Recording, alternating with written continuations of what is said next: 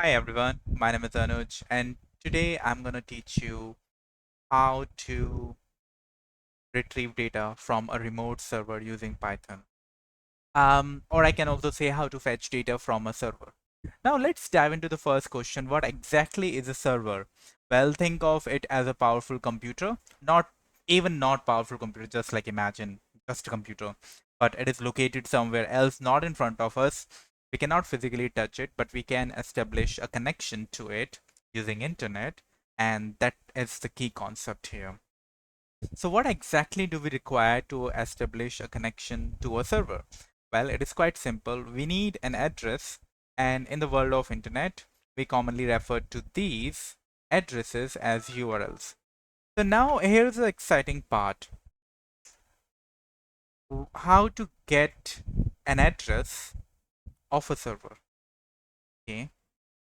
And let me tell you that it is very easy peasy because there are numerous free APIs available that provide a fantastic opportunity for you to to you can grab and engage with servers, experiments, and gain valuable experience in this field. Okay. So let me just quickly come here, open up my browser, and here I would write, because I know some free APIs. So let's check this one. HP Harry Potter. Let's write Harry Potter API. There you go. I know this is the URL I want. There you go. So it says currently hosted at this, so I need to click here. And when I do it, you can see that there are several addresses. Okay, and these are URLs, and I can click here, and you will see that this is my data. Okay, so these are called, and you noticed like one thing, API is application program interface, and the meaning of this thing is just that the way we connect, the way we create a connection between these two things, between your computer and between that server, is API. So we have, so you can see this is our data, and most of the time you would see in an array and in an object. Okay, your data is sitting there. Okay, so how to get that on my computer? All right, so let me just come here, and this is my PyCharm, and well, first step is that we need to install the request module from Python package index. And now you may say like, what is a module? It is like a handy, or you can just imagine it is just a file with a bunch of functions which helps to create connection with that server and get data from that server onto a computer. Okay, so that is uh, that is our module called request. Okay, and okay, so let's just quickly come here and write import. Okay, I'm importing that file, and I would write something like this, request. Okay, so you can see I have this red underline, and when I just like hover over here, it says no module name request found, meaning that this is not installed on my computer. Okay, so I need to install this thing. So how to do that? So there are two ways to do it on our PyCharm. So the first is this. You can come to your Python console, and you can just write pip installed request like this. Okay, and if you don't want to write this thing here, you can just come here, and after writing this you need to hit enter, and it will be installed on your computer. You don't need to do anything. You will see like bunch of lines. Okay, but yeah, but you can also install from here called Python packages. Okay, so I just came here and click on Python packages, and my Python console is here. So I didn't run this thing, and now I am here. I am on Python packages. So as you can see, I already typed request here, okay? And if you haven't, you can come here and you can type, and you will see the page here, okay? The documentation of that of that module. So I need to come here and I need to just like click on install packages. I can also select any specific version, but I am happy with the latest one. So I need to click here, install package. There you go. It will do its thing, install package request. But if you want to install this on your VS Code, how would you do that? Let me quickly show you my terminal. And in here, you need to write pip install request. I believe it is already installed on my system, so it may show you request already I don't know what's the exact message. So pip install request. So I'm gonna hit enter. Okay. I think it would say request satisfied, something like that. Yeah. So got that. So it says already satisfied, already satisfied. Okay. So it is already installed on my VS Code. That's great.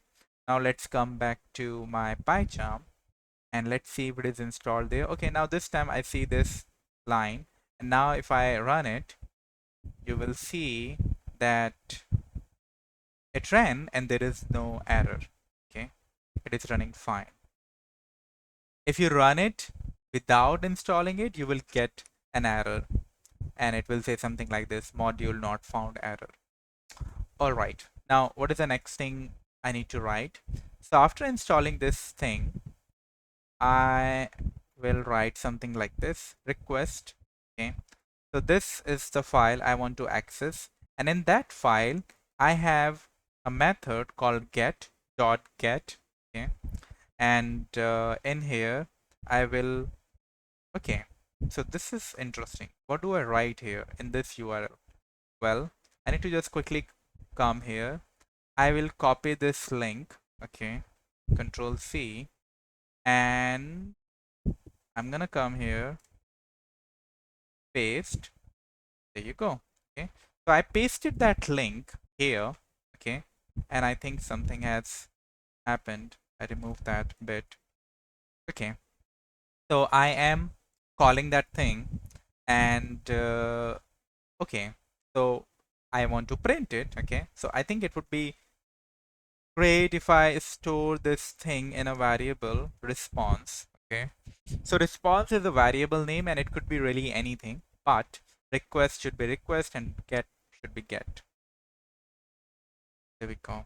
So now I'm gonna write print, and in the print I will write response. Okay, and now I will hit this button, and you will see that I got this response 200 error. Means everything is fine. Okay, we are getting data, but we need to tell our computer that look, okay, we are happy with the message, but we need data. Okay, so how to get that data? Okay, so you need to just come here, dot json.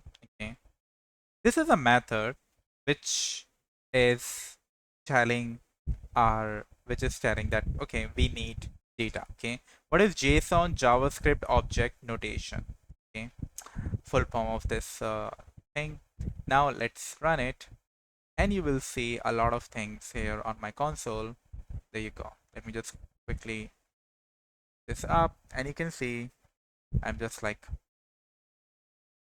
it is quite overwhelming to get something like this. This is a list, and gain, you can see curly braces and all that. Okay, so I have this data on my computer. Okay, isn't that great? But okay, so we are getting this, but how to write this thing in a better way? Okay, so the first thing we do normally, and it is not required though, but I think it is a good practice, that we will keep our URL Control X here. Okay, and instead of writing the URL here directly, I'm gonna write URL. Okay, and I will also do something like this: data and response dot JSON. Okay, like this. So I haven't done anything fancy. I just saved these things in a separate variable. Okay, it's a good practice. Now my code looks much better. And all right, so let's say I am only interested in characters. Okay, so how to get that? All right, so in order to get that, I can do something like this. So I'm going to remove this print statement. I'm going to write for item in, okay, for item in data.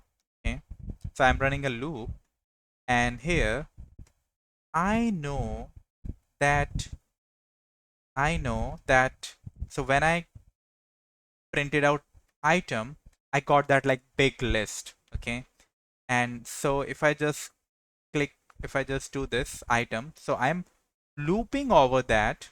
I'm looping over that list. Okay, so I'm sorry, my item is not a list, data is a list. Okay, and each element is an item. Okay, so let me just quickly show you. It will look much better, and you can see that now I ran a loop and I got these individual items like this. Okay, so this thing is a big dictionary, or in JavaScript you will call it an object. Okay, all right, let's not worry about that. Let me just come back here. Let's say from that item I am only interested in name. Okay, so name is a key in that dictionary. Okay, so let's do it. And now you will get a list of characters. Okay, and you will see that now this time I'm not getting whole dictionary, whole object. I'm getting these Harry Potter and these characters like this, because now I'm extracting only that bit. Okay, I'm printing only that bit. Okay, so this is the way you can extract data from an API. Now let me just quickly go back. So whenever you are installing, whenever you are working on an API, you need to spend a good amount of time on its documentation. Okay, it is pretty simple, but APIs are like, sometimes they are complicated, but they do have documentation. So it is good to go over there and spend some time to read its documentation, know how to extract data from that API, and that will help you a lot to get the exact thing. Okay, so you can see now I can also do something like this. Okay, if I just quickly go back here, and you can see that uh, I have this house. Okay, let's say I want to extract this as well. Okay, so for that I did item name. Okay, so I believe I need to do the same thing, item house. Okay, so let me just quickly come here. Okay, and let me make this string, f string.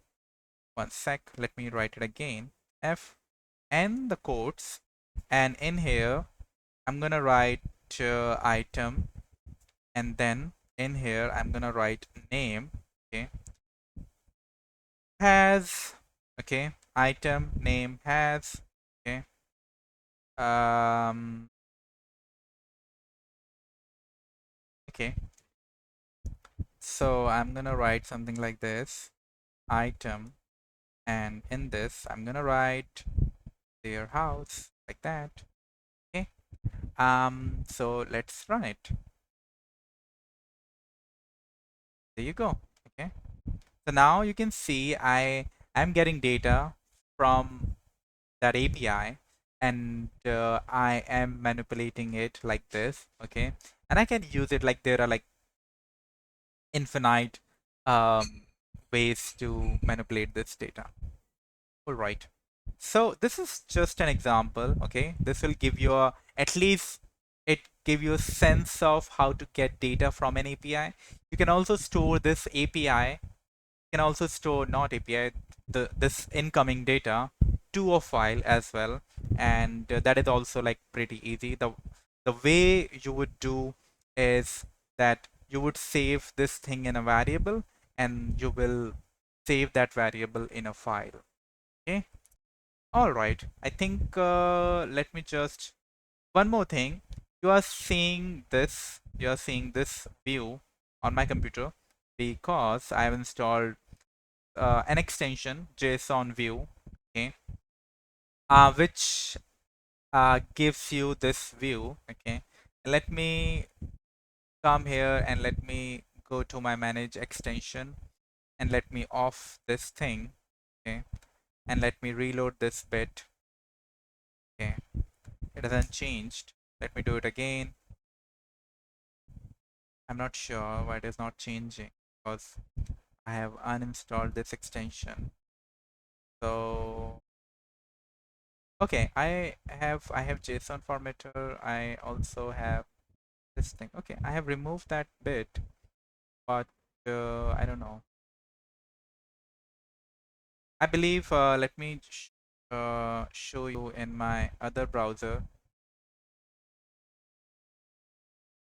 There you go. On my Firefox, let's see how does it work here. Okay, there you go. Okay, I got it. I was trying to. Okay, so it has its own um thing. Okay, which gives me this view. Let me just, if I just click on the raw data. Okay, there you go. Now you can see that normally you will get something like this. Okay, so you need to install, and you can see it is not easy to read this thing out. This is like just a blob of text. Okay, and also you need to zoom in.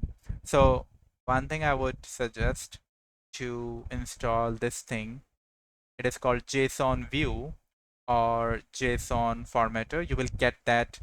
If you're not sure, you need to come here on extension, and I'm using Microsoft Edge. You will get the same thing on Chrome or Safari. Okay, and there you need to write JSON. Okay, JSON formatter or something like that, and install that thing. So I think I have what do I have? So I think I have JSON view. Yes, let me just show you that thing. JSON view. Okay, yeah, this one. Okay. You can install any extensions you like, and it will give you this view, and it will help you to know how to get data from this thing. Okay, so that's all for API, and I will see you next time.